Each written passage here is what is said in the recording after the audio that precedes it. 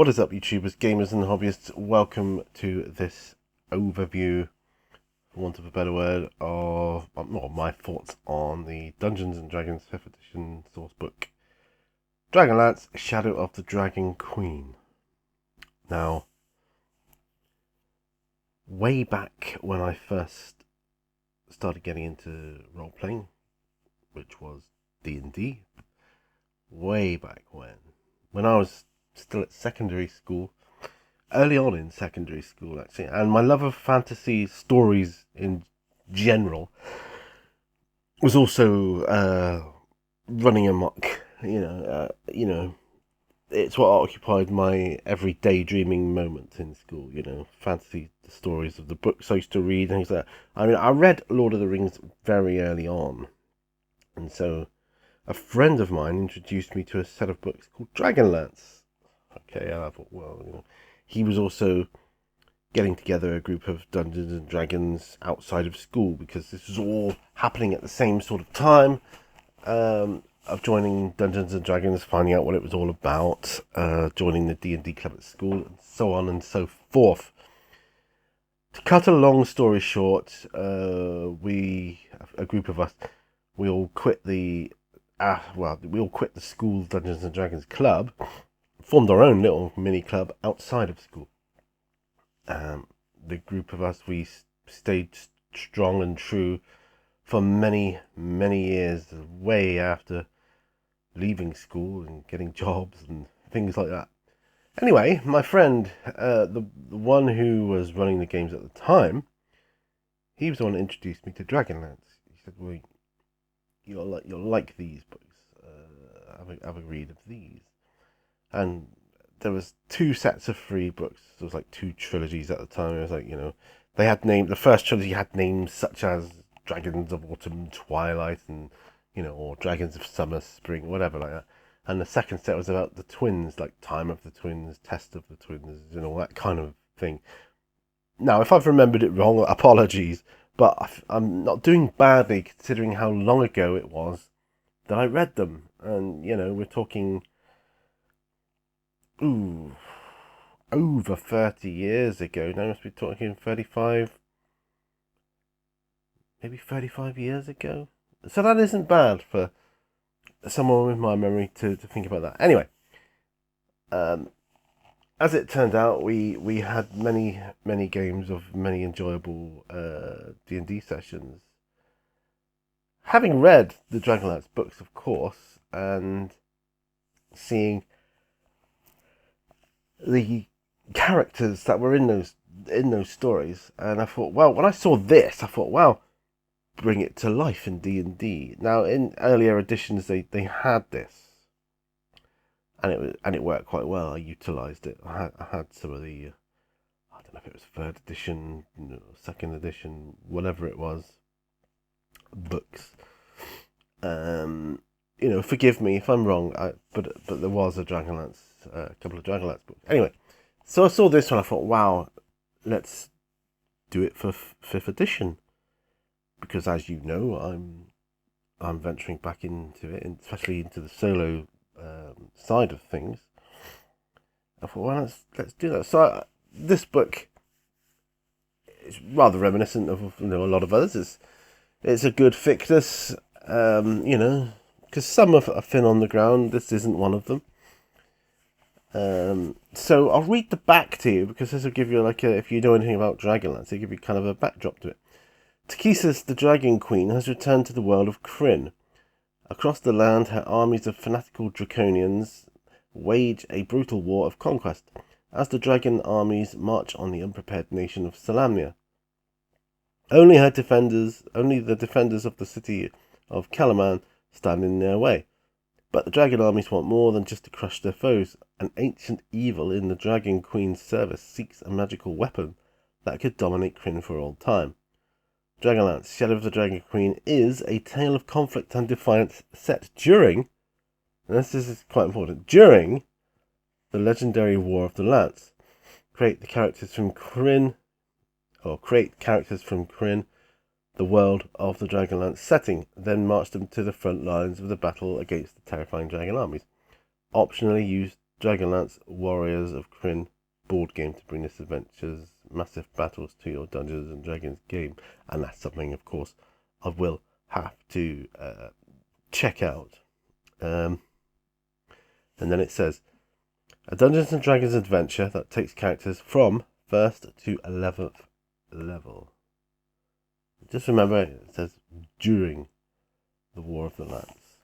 Okay. So that excited me. I thought, wow, this is going to be a chance to, meet some of the legendary characters from that time. Because, the War of the Lance is a big deal. So, looking at the cover, it's quite nicely done. I know there's been a lot of criticism of Wizards of late and the D&D, the whole thing. A lot of them, and then some of the points that come across in the criticism have validity. I think I haven't played this yet though, so I don't know what it plays like. I'm just giving my thoughts as an overview, like a kind of a first impression. Well, the book is as like a lot of other D&D books, and it's got a lot of artwork in it, which is good. Is it AI generated? I don't think so. I think it's okay. But looking at the contents, we'll skip all the credits and that. We don't need to know that. War comes to Krynn. Using this book, the history of Krynn, the dragon armies, the War of the Lance, Life on Lancelot. It's got loads and loads of things here. It's got about the gods of good, the gods of neutrality, gods of evil. And it's got chapter 1, character creation. Blah, blah, blah. How to create different characters and classes for this setting, which is good and only right. Prelude to War, there's an overview, running the adventure, all the usual stuff, that's good. Then it goes through the linear passage of the game itself. So yeah, that is good. It talks about the history of Krynn before the Cataclysm, all that stuff. So it tells you about the dragon armies, Cataclysm itself, different groups, classes, and there's a lot of tables in here as well. Say that. The deities or gods of Krynn goes into that. Gods of good, blah blah blah blah. Paladin obviously was the big one. Now it's got Megere. Now, if you've read the books, you'll know that the two of the main characters, Caramon and Raistlin Megere, are very prevalent in the outcome and decisions they make. I think they do, of the history of the world. And there's, going through the book, there is, you come across peoples of Krynn, and there is mention of things like Lord Soth, I think he's called, and other characters that played a big part in the game. But the one thing I'm shocked about, well, I am, is that there's no mention of the character Raistlin Megere. Raistlin. Now, he was a wizard, magic user, I think they were called at the time, in those early editions. He was a magic user. He was very, very adept. And he started off as a mage of the red robes. The colour, back in the olden days, the colour of your robes dictated your alignment. If you were white, you were, lawful good, etc. Red, neutral, and black, chaotic evil, just evil. Well, Raistlin, see here, we've got some mention. Lord Soft, he was a big character in the story. So he's got a mention there. Of course he's got a mention. I mean, word right. But Raistlin, he ended up becoming so powerful, and his robes darkened to black in the end, so he became evil. But he became so powerful, he was able to challenge the gods, took them on, and in one reality, he beat them, hands down. He beat them, and he became the only god. He's kind of ascended to godhood as the only one. I find it strange that this book doesn't even mention him. I can't see any mention of him anywhere. I've gone through the book, and it looks like the game itself is very well laid out. Very well laid out and very well written. It looks well written. There are illustrations where needed, and I think it's really good. You know, I think it's not too much. I think it's done right. I think it's done well, if I'm honest. If these are AI generated artworks, then I think they're done well. That's just my own opinion. But yeah, I'm shocked, because he was in the old book Dragonlance for the D&D world. He was over 20th level magic user, and he kind of pretty much knew every magic spell in the book. But he was very weak physically, though. But yeah. Let's go about the Draconians, of course, which is good. Because back in the day, I used to want to play, in games of Dragonlance in my D&D. And I said, why can't we meet Draconians? Because there was no creature called a Draconian in the book. But we had orcs and goblins and whatever, so I was, kind of satisfied. But yes, this book, I think in comparison to some of the adventure books, this is laid out probably better. Just looking at it, obviously I need to reread it, and I don't want to read through it all before I do a solo endeavour going through it. That would kind of spoil some stuff, but I've been glancing through it, looking at, some of the layouts and maps and this, that and the other. Yeah. It's got about the Knights of Salamnia in here as well. It tells you, all about the different, the different, like the Brotherhoods, Knight of the Crown, Knight of the Rose, Knight of the Sword, Knights of the Sword. Yeah, it's just, because Sturm became a Knight of Salamnia, didn't he?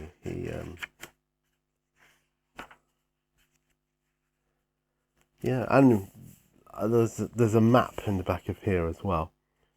I suspect this is a big version of this. I suspect that, and that's good, because it will enable me as a soloist to navigate. I can see, making notes of where I am, where I'm going. And then I can roll on the various tables and oracles, consult the various decks of cards, the various dice, and so on, to establish my plot, my story, my what effect my decisions have, etc. So there you have it. So my thoughts on this are that it's very, very good, very well written. But, I think it's lacking some heroes. It's lacking the heroes of the Lance. You should be able, I think, to meet Tanis half-elf, things like that.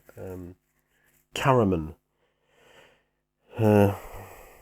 Tasselhoff Bertha, Dekenda. You should be able to meet them, at least have some sort of stats for them.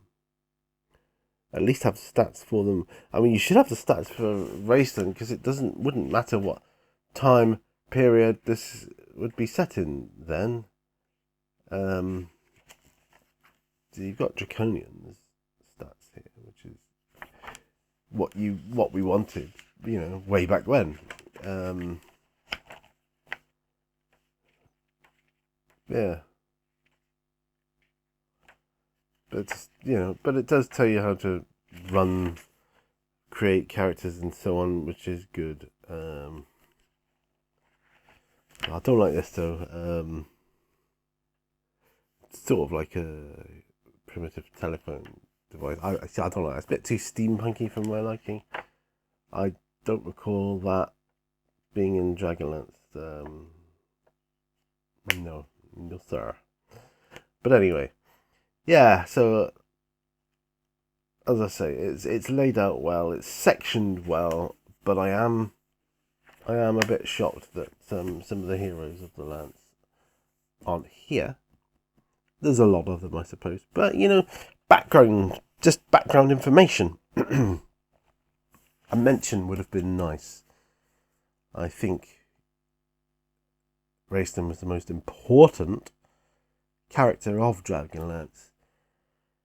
I mean, doesn't matter what your views on him are, whether is he right or wrong to do what he did, do what he does. It doesn't matter whether it's right or wrong. He still shapes the future and the history of Krynn. So really, he should have been acknowledged, I think. But there you go. That's just my opinion. But it does look like a cracking setting and adventure there. One I can't wait to get my teeth into. Because I'm thinking of playing a halfling wizard. See, I know there's loads of different classes these days, and I dislike some of them, and some of the races. I don't like.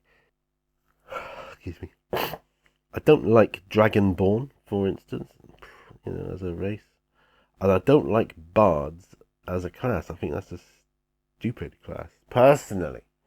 And yet, I was talking to someone only today that loves their bards. So there's something for everyone. But yeah, I do think it's worthwhile, if you're going to progress with this, to read the Dragonlance novels, starting with the first 6, which really culminated in the beginning, middle, and end for that kind of brief section of Krynn history. But they really should. They should have included Raceland at the very least. But maybe they just didn't have room, because they didn't have to do Caraman and Tanis and all the others. Just maybe that's why. But they could have done another side supplement, unless there is one out there, but I haven't seen it. But anyway, I'm so glad I picked this one up. I'm so glad I got it. It's going to be good. And yeah, so that's my thoughts on Dragonlance, Shadow of the Dragon Queen. I'm looking forward to playing it. Thanks ever so much for watching. Remember, all brushes lead to war. And I'll see you on another video. Bye for now, folks. Bye-bye.